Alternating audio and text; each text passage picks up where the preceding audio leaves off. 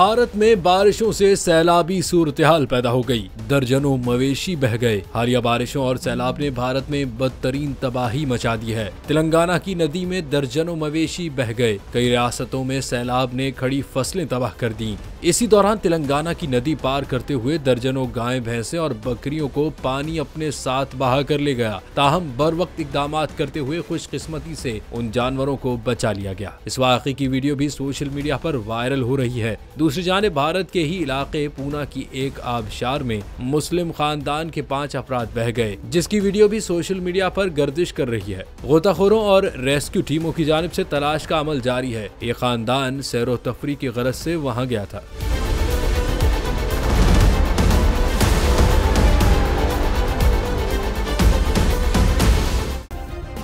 Subscribe करें और bell दबाएं ताकि कोई खबर रह न जाए।